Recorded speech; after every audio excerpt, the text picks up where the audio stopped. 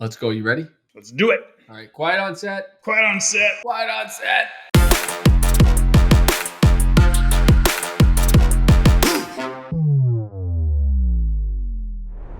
Ladies and gentlemen, welcome to another episode of Rein It In. We got an action-packed show today with 5 sticky notes. We're going to cover elections in Alberta. We're going to cover office occupancy. We're going to cover record-breaking immigration.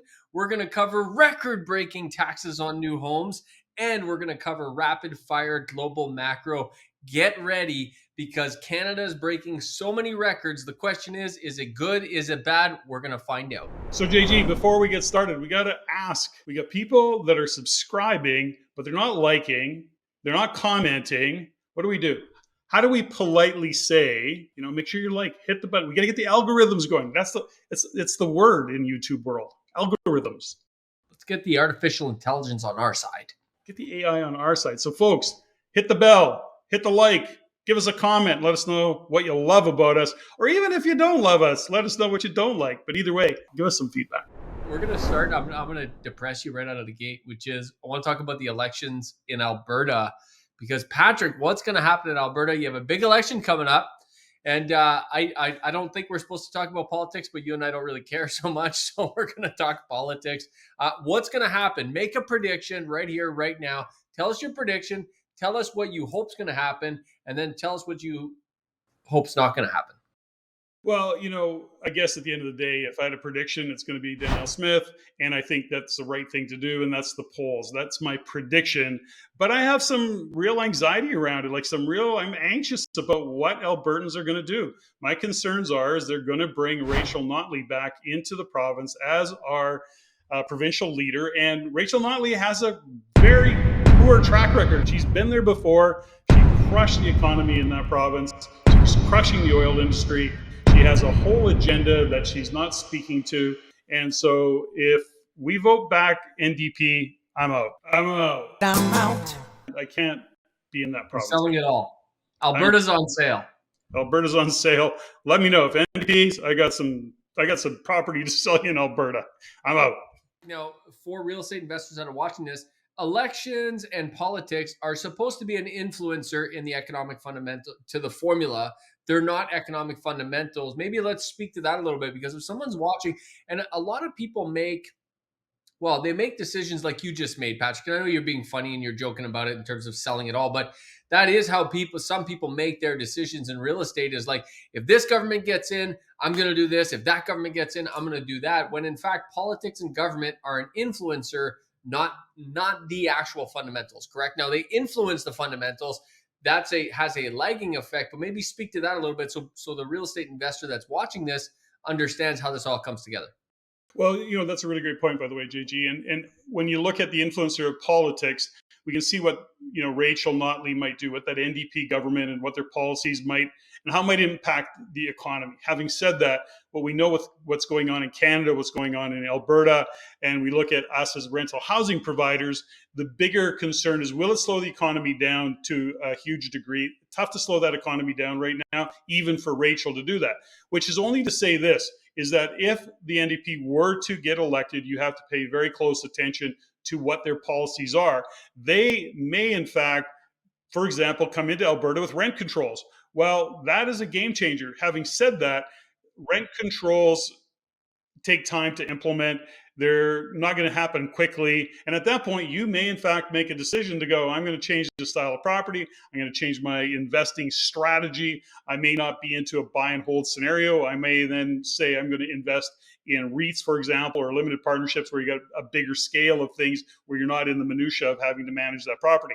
So there's different ways to approach it, but that would be one example of a policy that would affect us as rental housing providers that we would be really kind of aware of, especially in Alberta, seeing what's going on in Ontario and British Columbia, given the challenges that Ontario faces with their LTB. Now, so landlord tenant board, for those who don't know what LTB stands for, and what Patrick's referring to is Alberta doesn't have rent controls. Ontario and BC do have rent controls. We can get into a debate on that another time, Patrick, but I want to just, I don't want to put you on the spot here, but I think it's important because You made a note about Rachel Notley not, maybe she can't even slow down the Alberta right now, the Alberta economy, because it's going quite well over there. What decisions do you recall? Do you have any recollection of what decisions and what kind of policies were put in place last time she was in that may have affected? Because, like you said, there is a lagging effect to these things, and maybe some of the decisions she made before, have held things back. Any thoughts on that? Well, of course, she comes in. The NDP government is green. They're very green in terms of their belief systems and what they see happening into the future. So, oil and gas is one of those things that they want to slow down.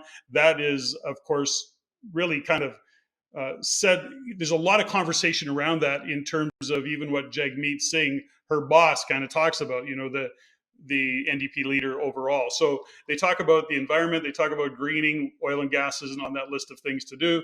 When we look at the labor standards that they want to implement, we know that historically they're very union based and union focused, which is not to say that that's a bad thing, but it also impacts the costs of doing business, and unions have a tendency to slow things down.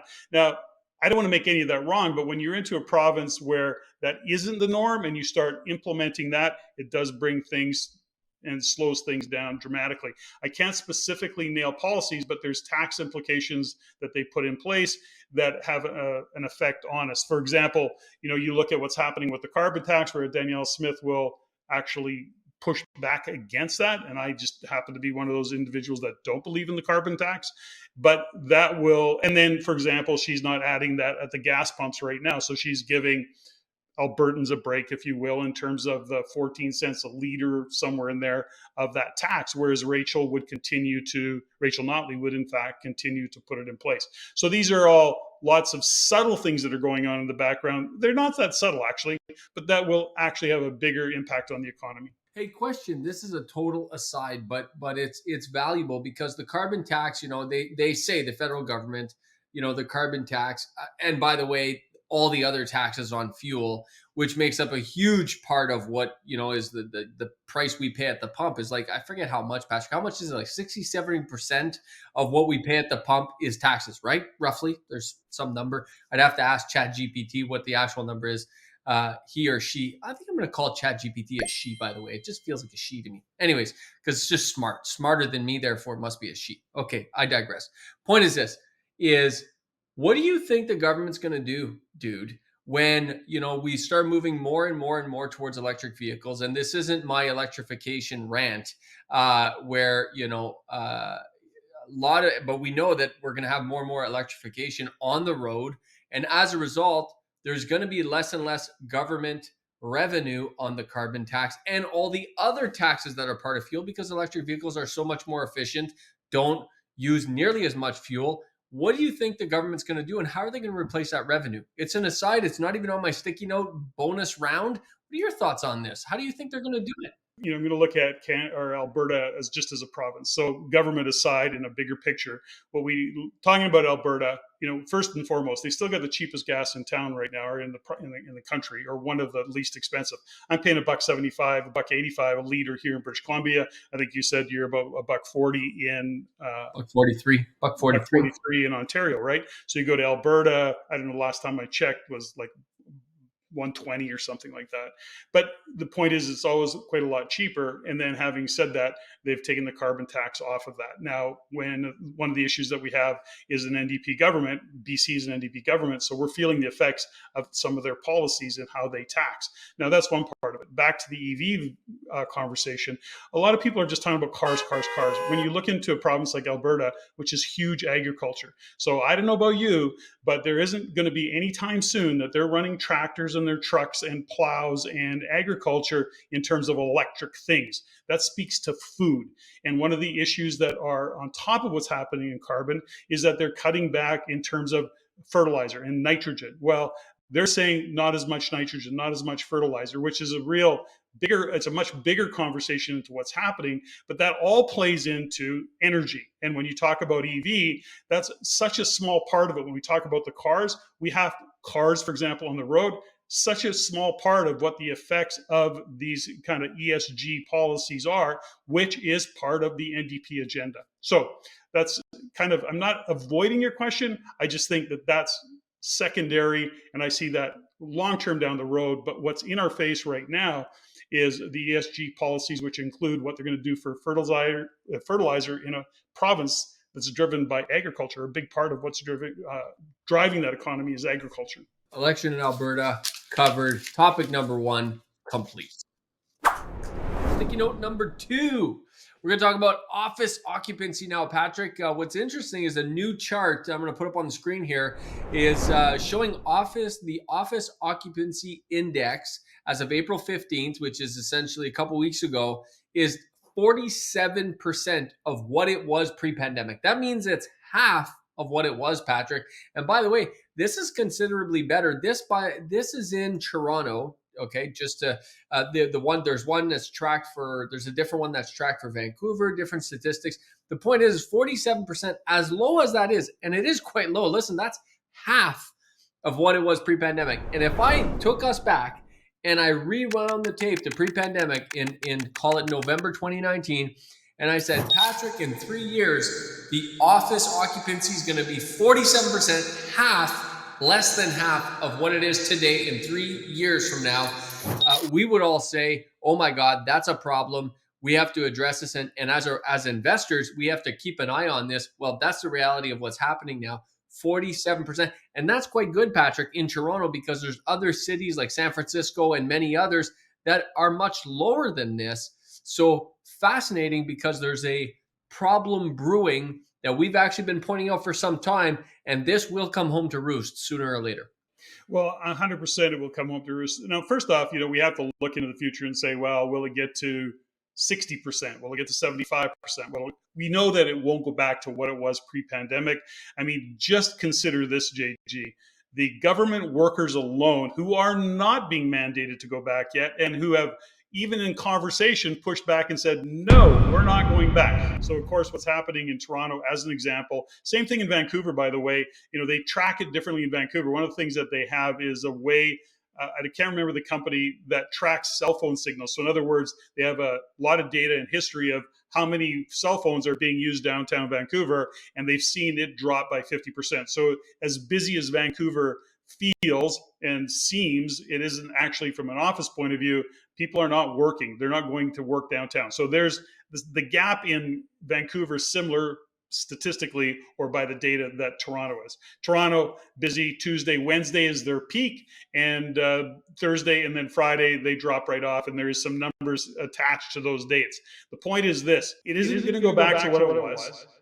Leases are going to be renewing, and this is where businesses are either going to not be renewing their leases at all, or they're going to be reconfiguring, renegotiating, saying, no, I want smaller space. I don't need this much space. So they're going to be cutting costs, and one of the ways that they're going to do it is by cutting back on office space. So when we look at that, it means, number one, what it's going to mean to the banks, and what is it going to mean to the owners of those buildings. Now, most of the buildings are owned by large corporations, large REITs, investment, but that has the ripple effect, which we talked about before, is if that's part of what your retirement fund is invested in, what does that mean to the retirement fund? So all these things, there's a ripple effect that can occur, is likely to occur.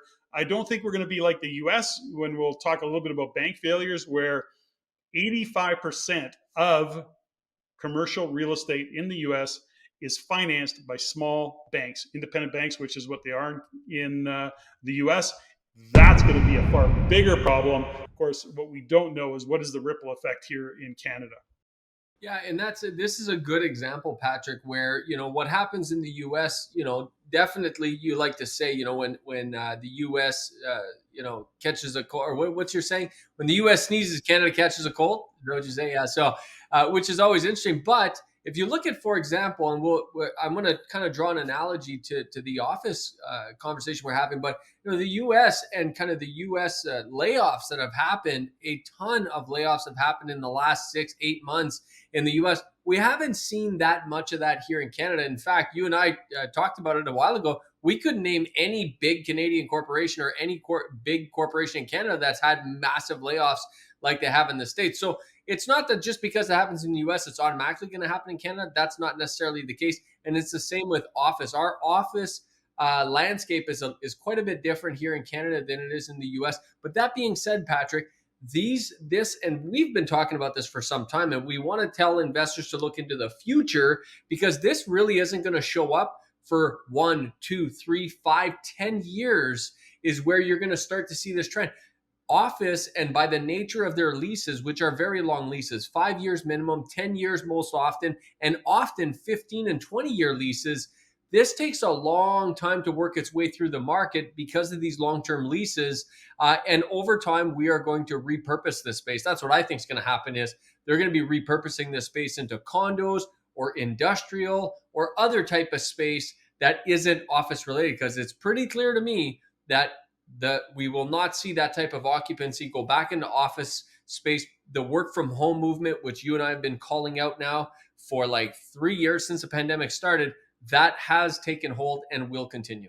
And then I think the thing that I want to watch and I'm going to pay attention to is that right now the downtown core of Toronto still has demand for condos, but I think that there's a consideration that if the demand for working from the downtown core, in other words, office space, isn't going to be occupied, and we see a bunch of condos come online in the coming years, I don't know what's going to happen in terms of demand for those condos. I think it's something that we got to watch. Is the demand going to kind of fluctuate to match the demand of commercial space and workers being downtown? These are all things that we have to correlate and look at and pay attention to. Right now, it seems to be okay. Having said that, more units are coming online in the downtown core, and will there be the demand for them that is anticipated, given a lot of these decisions were made back in 2019, 2018, when things were better, so condos were being built. All of a sudden, they're going to start to come to fruition, and there may be some concern there for those individuals who have invested in that pre-construction. If they weren't really paying attention to the details, that might catch up to some people. Definitely a tricky time for office investment, office occupancy. Definitely a tricky time, and something for investors to watch out for. JG, good shot, eh? Your sticky notes are right on. Like, wow. Good. I needed that office break. Now my aim is just flawless. Well, you're back to the Michael Jordan of sticky notes. Like, good for you. Next topic, Patrick, and it actually is connected to what we were just talking about, because you brought up a good point, is will this demand, given occupancy, office occupancy, still at half of what it was pre-pandemic, will the demand for condos continue? That's what I just heard your question, and it's a very good question. And I think if I had to answer it today, right here, May 3rd, 2023, if I had to answer it, I would say yes, Patrick. And the reason for that is because of the next sticky note, which is record-breaking immigration.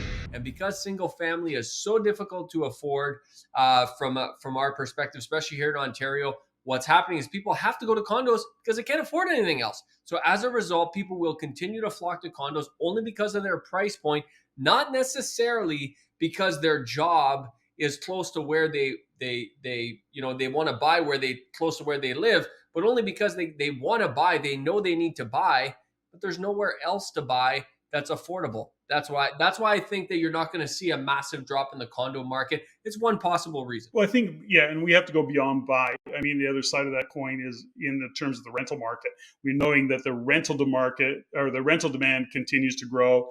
We've been talking about that for 3 years as well. You cannot have this kind of immigration coming in to the country and then into the provinces like an Ontario or Vancouver/BC, Toronto, where you have a lot of people coming in and they need a place to live. And so there's enough, I guess, demand to accommodate the supply, at least on the rental side of it, even if the affordability doesn't shift. Now, speaking of record-breaking immigration, Patrick, right now, last year was a record-breaking year for immigration coming into the country.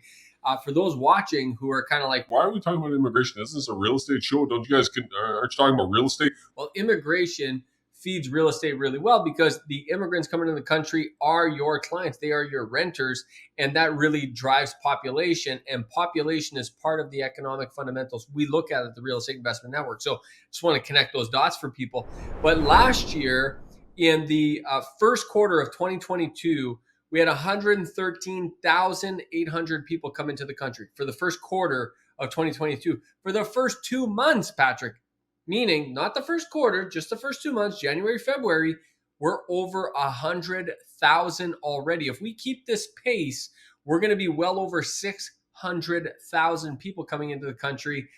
Record breaking is the way to describe this. Yeah, and they're talking, when you look at permanent residents plus international students plus temporary workers, you're talking about over 1 million people. And, there's lots of discussion about just how responsible the federal government is being in allowing people into this country. As you listen to others or you listen to people who are in the political sphere, and it really is a disconnect. And the disconnect is that right now the focus is bringing people into the country, and the federal government is got a huge disconnect from the provinces and the municipalities in terms of where are you going to put all these people. And of course it's finally starting to show up. I think there's enough conversation being had with the opposition parties to shine a light on it more and more, because it's not just housing. I mean, it's not just housing that is creating a problem. It's creating a problem in terms of just overall infrastructure, and healthcare being one of the prime things that it's causing a problem with. And, I happened to be, this was 3 or 4 months ago, I went for some blood tests, and I went to a local clinic for them to draw blood, kind of an annual checkup. And as I'm sitting there, I had an appointment, but as I'm sitting there, I'm watching people come through into the line. Do you have an appointment? No. Do you have an appointment? No. But obviously, immigrants into the country, like some of them had trouble speaking the language, they're coming in to get checked up. I mean, you could see just the stress within that one clinic and the pressure of people coming in. And it was just an interesting observation, total anecdotal, but having been in that clinic every year over many years of my annual checkups, I see the difference. Yeah, it's definitely a fascinating kind of time from that perspective. What I will say is, as rental housing providers, this is what is really shoring up rents. This is really what's driving a lot of demand in our space. I mean, we see it every single day. And Patrick, it's also changing the market. You and I have been talking about this for years.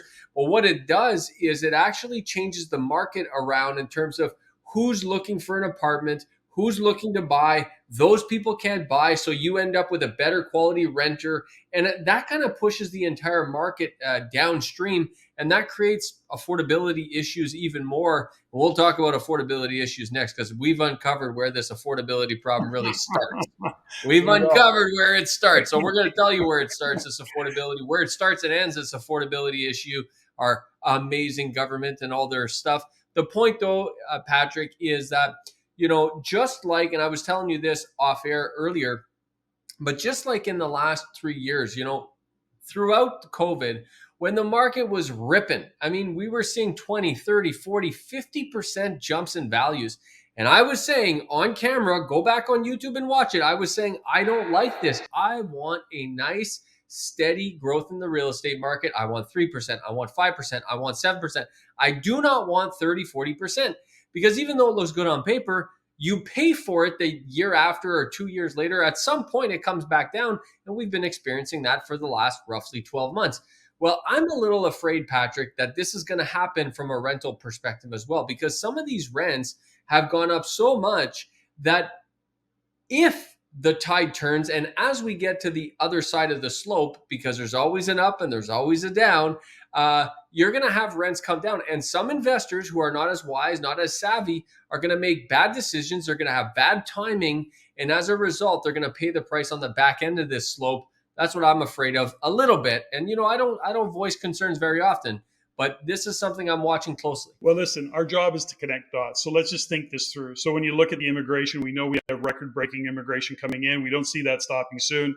At the end of the day, Canada needs it. Now, here's the thing, is immigration, I'm 100% behind immigration, but we've lost control of it. Now, that's a government thing, and we can debate that all day long. But at the end of this conversation, we come to realize that, number one, immigration is strong. Demand for rental housing remains strong. We do not have the supply to accommodate, nor will we gain the supply to accommodate. Now, that could change and shift slightly depending on what city you might be in. We look at what's happening provincially and or by city, and we can say, okay, well, they might have an oversupply of something as immigration comes into that province or into that city. But ultimately, here's one of the things that we do know, and that is that immigrants coming into a country take at least 2 years before they are in the financial position, have a credit rating, have a job, even know where they want to live. before they start to even consider buying a home. So there is a lag. So to what you're saying, as much as we have some concerns around it, a lot of things have to change. And I'm not suggesting for a minute that it isn't a legitimate concern, but how would immigration have to go? It would have to be almost turned off. Secondly, supply would have But to Patrick, that could happen if you look at the numbers in the States. Look what's happening in the States. In the States, they have all but turned off their immigration. I don't have the exact numbers offhand, but if you look at their charts, their immigration is way down, way down. And by the way, that's why some of their unemployment rate is at I think their unemployment rate is like just above 3%. I mean, it's crazy. Big part of that is because they don't have the immigrants coming in the country. Got it. We don't have that issue. So again, if we're connecting the dots, we, even as it is today, forget the immigration. I mean, that just exacerbates the problem. Forget the immigration. We don't have enough housing supply to supply if everybody just could have something today. So the point is that you have a good, valid point. It's why we look at the economic fundamentals to see the future. Now, if all of a sudden somebody said, we're turning off the tap, we're getting out of this immigration game, and we're gonna scale it down to 200,000 or 300,000 people a year. Okay, well, that seems reasonable. Even if they scaled it back to 200,000 or 300,000, it's not going to have a meaningful impact right away on what we need for supply. So this is a thing that, yes, you make a good point, and I'm not negating it, other than we have time to see these numbers unfold, and we see into the future. So again, to your point, as rental housing providers, that's why we do the research, because we're always looking to connect the dots. That's the key point right there, Patrick, is that, and that's why we track these numbers, ladies and gentlemen. If you're watching this, if you're part of the Real Estate Investment Network, we report on these numbers every single month. So we see these trends developing. And Patrick, this is something we're tracking very closely. And don't get me wrong, right now it's a boom for people that are in the rental housing business. It's a boom. There's a lot of renters. You don't have to fight for clients. You don't have to, it's fantastic. It may not always be this way, but you can see it coming if you're a sophisticated real estate investor, and it's something you should be watching for. So just keep that in mind. I do want to address a couple stats, but before I do, it sounds like you have something else to say, Patrick. I just want to add one more thing, which is a huge influencer, and that is from a rental housing provider point of view. For those of you who get the education and take the time to put in the time, understand one thing. So immigration aside, JG, what's happening is OSFI is now maybe saber rattling, but they're already talking about, something in order, politics over policy always. And so they're talking about changing the rules, again, the lending rules, mortgage financing rules for investors. What's that going to do? Well, this is the government shooting themselves in the foot again, which is to say, we need rental housing. Well, let's just take 50% of the rental housing providers, which are the mom and pops that are buying duplexes, triplexes, quads, that kind of stuff, and we're going to make it harder for them. As a matter of fact, we think that we shouldn't even have that. They shouldn't even be buying that much real estate. And you go, you guys, are you like losing your minds? So that's the challenge. So again, when we look at a rental supply, being a rental housing provider, we keep saying it to people, stay in the game, keep moving forward one step at a time. No, it's not easy. Keep grinding away. There's a huge win in it, given where we are going economically, not just nationally, but globally. Couple of stats I want to share, Patrick, that the research team pulled up, which I thought was fascinating, and it's good for people that understand how important population trends are in real estate. We didn't know this, Patrick, but the Quebec government caps the incoming inflow of immigrants to 50,000 newcomers a year, period. So even if Canada brought in 1 million new immigrants, Quebec would only get 50,000. That's the most they take in, which is interesting. We can debate whether that's good, that's bad. The point is there is a cap. They cap how many people come into their province. Fascinating. Now, Ontario takes in the biggest number of these immigrants by far, then BC, then Alberta. What's interesting is Quebec says, I don't want more than 50, whereas the Maritimes are saying, bring me as many as I can get because I need more people, because they understand the Maritimes have an aging population. Many of the provinces do, but at least the Maritimes understand they have this problem and they want the immigration. And to me, Patrick, anyone who's got those progressive policies, I like this as a real estate investor. Well, we talked about this several shows ago. So many, I think it was a few months ago, we talked about the programs that they have in place to attract immigrants into the East Coast, because they do, in fact, need people, because they have an aging population, full stop. And that's what they have to address. Well, that's what we have to address as a country. And when we look at the quality of immigrants becomes, and I want to say quality, skill set of immigrants coming into the country continues to be problematic. Who are they bringing in? We need trades. We need doctors that are actually doctors, but they've got them driving Ubers. Like, it's so crazy, the whole immigration system, that it's breaking down. They can't handle it. And so this all plays into one of the next conversations that we're going to have, is around housing and solving the housing problem and why it continues to be a problem. So there. Record-breaking immigration covered. All right, Patrick, next topic on our list, on our sticky notes, is the record-breaking taxes that is imposed by the government, specifically on Ontario housing, that is creating this housing affordability issue. Now, I just want to set the stage for everybody, which is, we got the government, most people in the government, we got a housing affordability problem. Housing affordability, bad investors, bad landlords, bad all these other people. Meanwhile, the people who take the largest share of new construction is taxes, as specifically the federal and the Ontario government get 31% of a build. So if it costs $1 million to build a home in Toronto, $310,000, Patrick, goes to the government. Where's all your money gone, Daddy? Taxes. Can you friggin' believe it? Well, isn't it interesting that it's taken so long for this stat to come out, this information to come out? Well, it hit the Twitter sphere by a storm, and everybody's talking about it. Everybody's infuriated, and so they should be. I mean, this is the most ridiculous thing that one could ever imagine. So that you've got this government talking about it all. 31% of this goes to them, yet they're the ones harping on affordability. And oh, by the way, if you're Jagmeet Singh, you're actually throwing CEOs under the bus. Now, he talks about food, got it, but he's also talking about builders and developers, how greedy CEOs are taking all the money. And the reality of it is, it shows up in these numbers. That's not the case in terms of housing, by the way. 31% is just not even close to being reasonable. Patrick, I can tell you, as someone who does land development, who does development myself, I can tell you that my margin on new builds is not even close to 31%. So I can tell you that if we put the developers' profit margins up against these taxes, the taxes will win every single time. It's absolutely ridiculous, isn't it, that you can have the government talking about affordability. You can have the government talking about supply. This is an outrage. It's the biggest tax increase in history. You can then say, well, don't worry, we're going to fix the problem. Here's the fundamental reality of it, JG. We talk in other segments about where's rental housing going to go and what's it going to do, because affordability. Listen, we have the government who is the problem. It's me. Hi, I'm the problem. It's me. Who is the biggest problem to affordability? And not just taxes, by the way.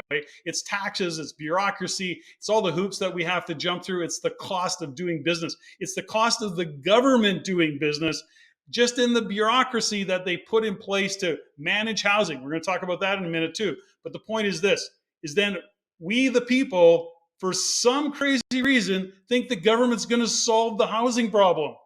So we're waiting around for the government to come up with the answers and the solutions to this housing problem, which is just absolutely ridiculous. The government isn't going to solve the problem because they are the biggest part of the problem. That's all I got. That's a good one. Here's an interesting graph, and it hasn't always been at 31%, by the way, Patrick. It's risen to 31% in the last couple of years. But if you go back to 2014 and before, it was actually 25% and less. The point is, that's still a lot, but it's gone up significantly from 25 to 31%. And this makes a big difference to housing affordability, Patrick. And I'll give you a couple ways this shows up. If people are asking themselves, how does this show up? Well, I'll give you a real story here in terms of what I deal with every single day. If you look, Patrick, and if you build a new home, let's just say you're a real estate investor, you're going to build a duplex, okay, or a single family home for just to live in, just because you're like, I need a place to live, I'm going to build a new home. You buy a piece of land, you build a home, and just a modest home. I'm not talking about a McMansion. I'm not talking about spending $1 million. you're just going to spend 600 grand on a single family bungalow for you and your family.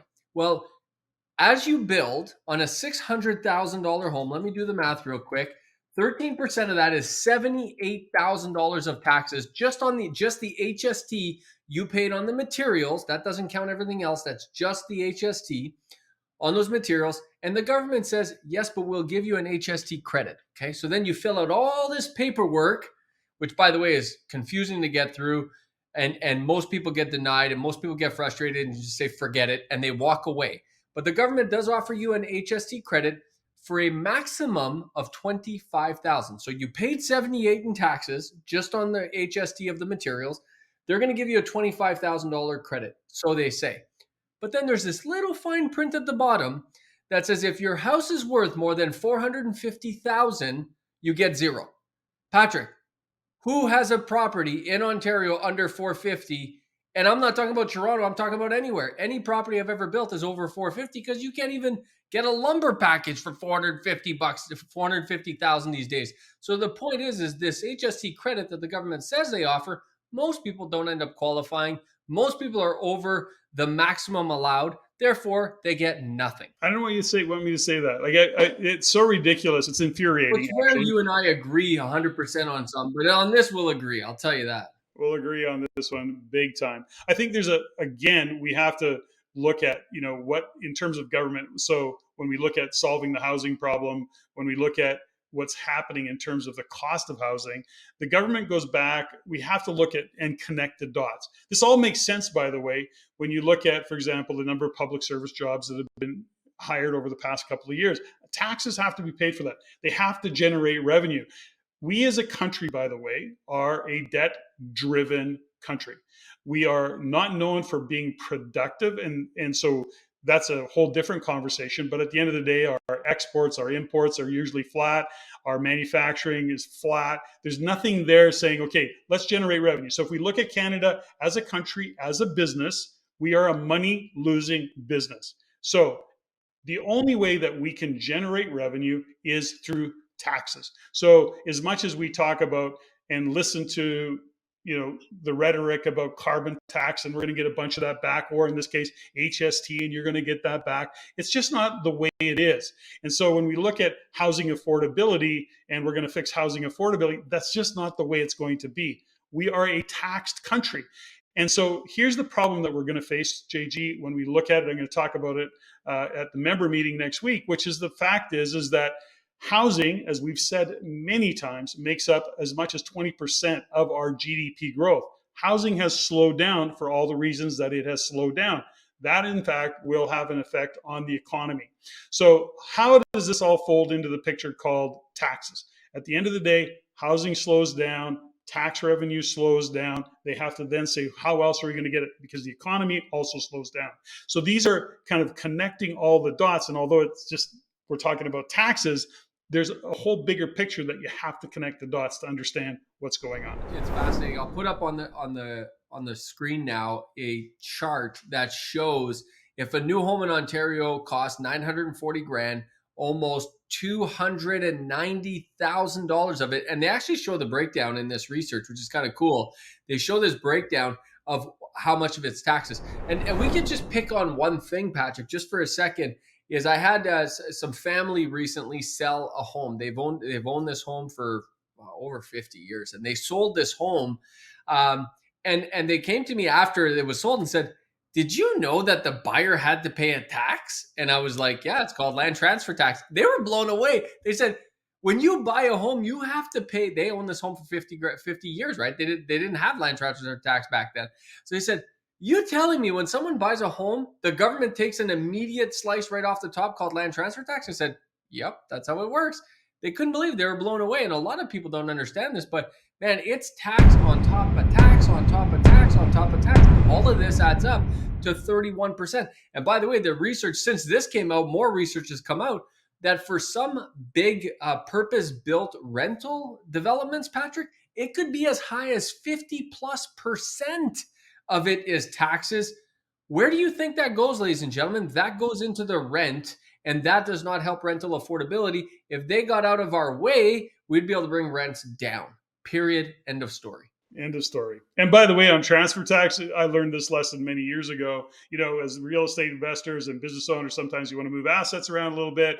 And I was going to move a property into Stephanie, my wife's name. And my lawyer said, well, that's a cool strategy, but she would pay, you would pay transfer tax on that, as that's deemed a sale, by the way. So even within my own, because it was in my name, or in our corporate name, I don't remember. But at the end of the day, that would have been considered a sale. I would have had to pay transfer tax on land transfer tax. So it's ridiculous. I went through this year, Patrick, and the fact is that taxes are very real. They cost money, and this stuff ends up flowing down to the consumer, ends up flowing down to the renter, ends up flowing down to the client, and this does not help our affordability situation. We're done with this topic. So to add to what we were talking about tax and what the challenges are with what the government's creating in terms of the costs, and the costs are just not driven by tax, but also the lack of supply. And what gets in the way of supply is more bureaucracy. We've talked about it many times when you look at zoning and all the rest of it. And there was a question here, which is, if you're curious why it takes 3 years in Ontario to get approval for a change of land use. So Ontario's population, about 15 million, and total employees that are responsible for the change of use approval for all of Ontario, 4 people. Yes, 4 people are responsible for that. And it's interesting is that the municipal planners pipe in on that and say they're routinely waiting. The planner, are routinely waiting for 6 months for these development applications to be processed. And in all of that, there are penalties that get paid, and there are certain requirements that need to be met. They got 4 people in all of Ontario handling this. So not only do they have a lot of bureaucracy, it's also a misallocation of bureaucracy. So again, we keep expecting the government to fix the affordability issue, and they just can't fix it because there's a huge cost to all of this. As you know, in the waiting game, that's expensive. So again, that all kind of flows down and gets passed on. So I just wanted to add that to the already griping about what is going on with housing affordability and why it's so darn expensive. Maybe we should reallocate, Patrick, some of our CRA auditors to become to help in this department. There you go. There you go. Maybe good use of funds. Who knows? Good use of people. Oh, are they still on strike, by the way? Is that still happening? We didn't even talk about the strike. As of right now, it is happening. And, I think what's going to end up happening is the federal, powers that be will look at it and go, okay, folks, what's the ROI? Because don't forget, that's how why they hired as many CRA as they did, because what they're looking at is what each CRA, what the individual. You just said something. I can't even let this continue. You just said something that makes absolutely no sense, Patrick. You just used the word government and ROI in the same sentence, and there's no way that the government, anyone working in there, is asking themselves about ROI because it's not their damn money. Well, I got it, but and that's a good point. But they do look at it and say, how can we efficiently and effectively get tax? How can we collect tax? How can we make sure that we're getting all of our tax and it's through CRA? So that is actually an ROI. So we're going to hire more. We're going to spend $1 billion on CRA auditors, and we're going to get a 5 times return on that. So that's actually been published. Those numbers are published. I'm not just making them up. They may be old right now, but that's where they were. All right, let's get into the final segment on the rapid fire, record breaking, global macro, I told you so section of the show. We're going to start, Patrick, right out of the gate.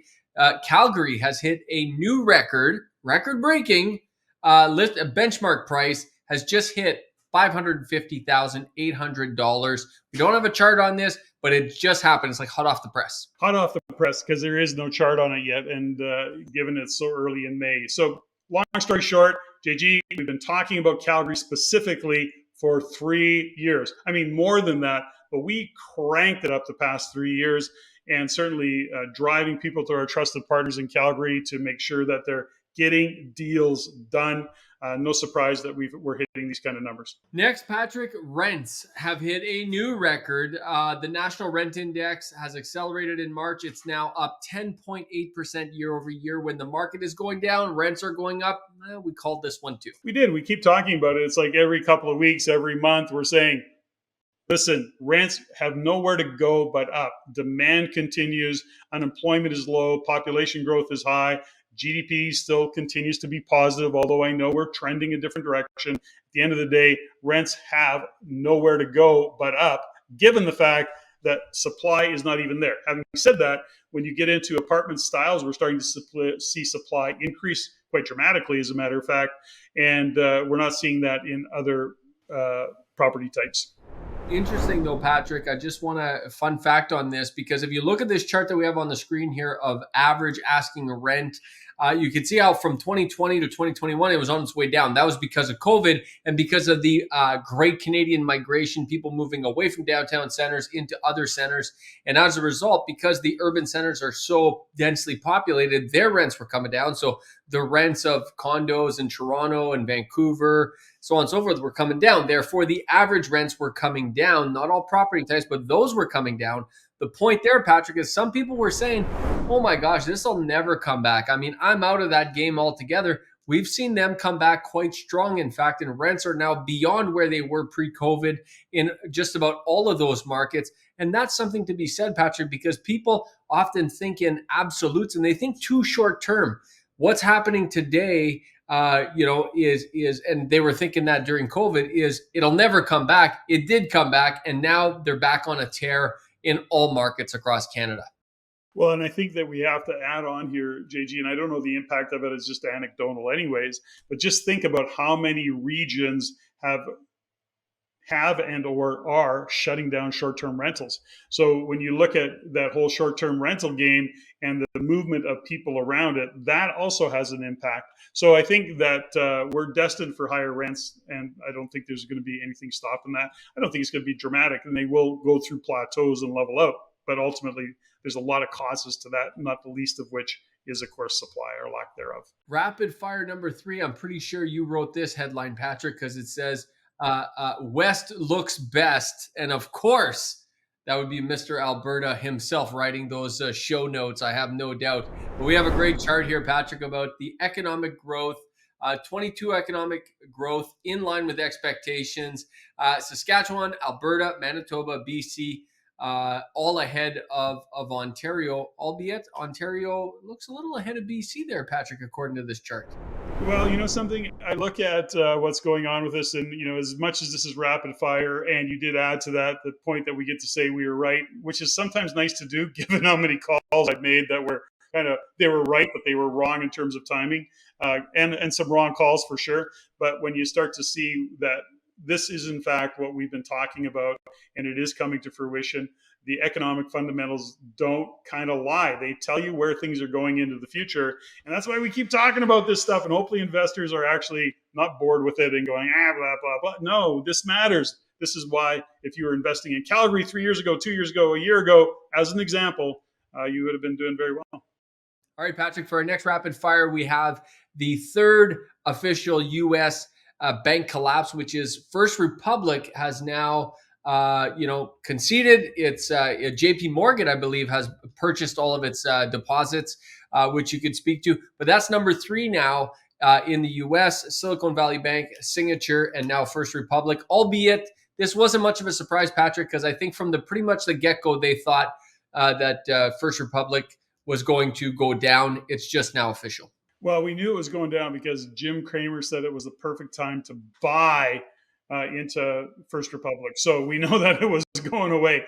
Here's the concerning part of this. There's lots of concerns about all of this, by the way. And that is that just these 3 banks alone have surpassed what the cost was of banks shutting down in 2008.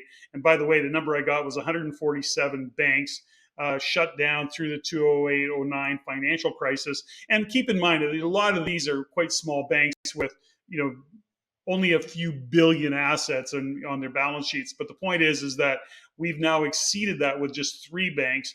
They are very concerned about what they're referred to as contagion, by the way.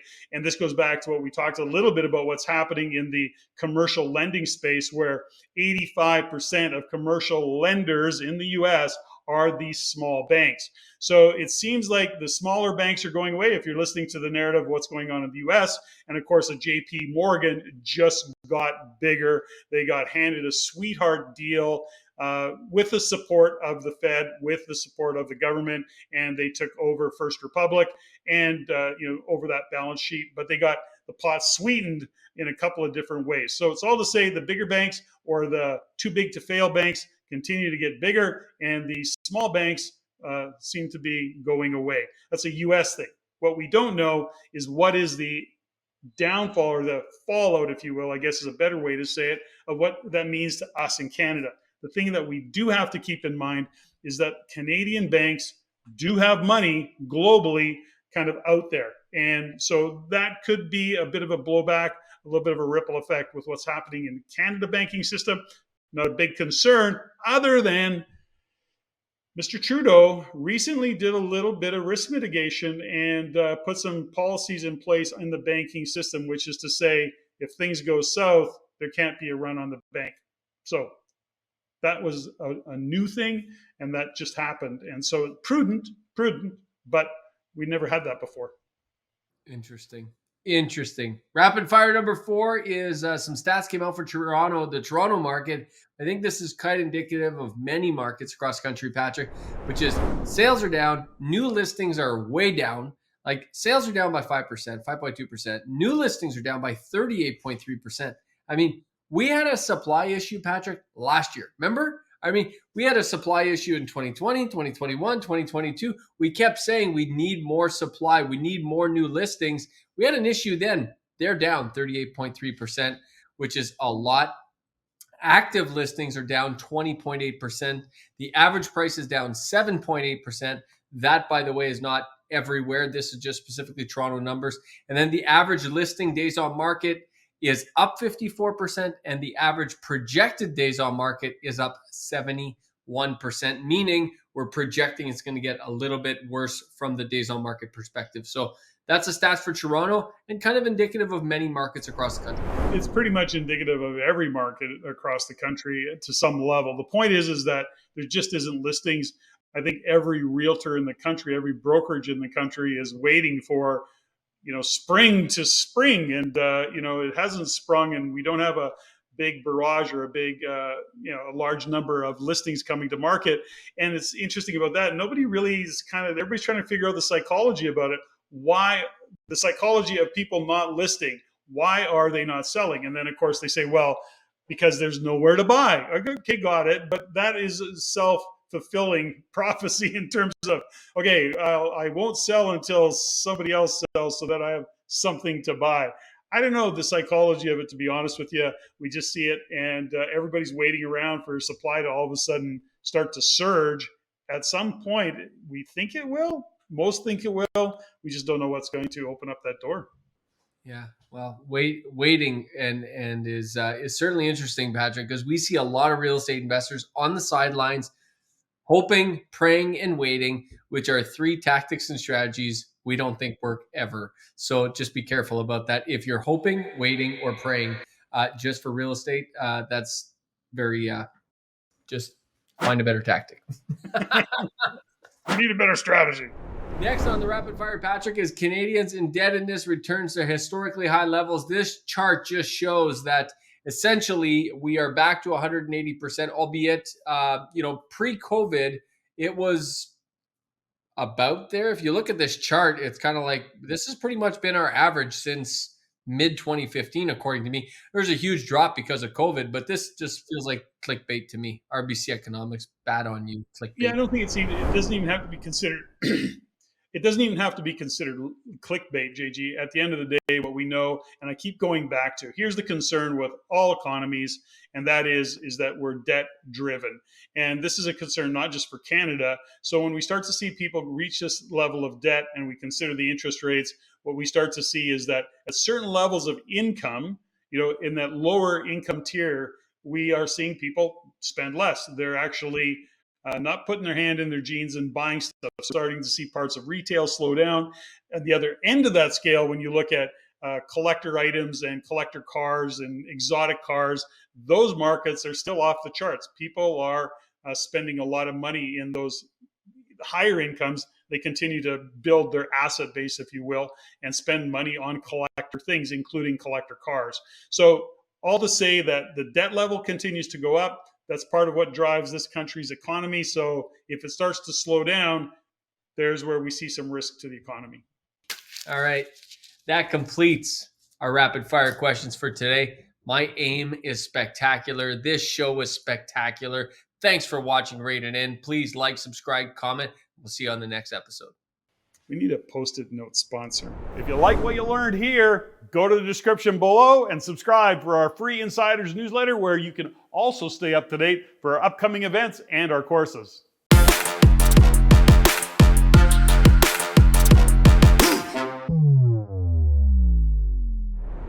If you want to see more stuff like this, click there.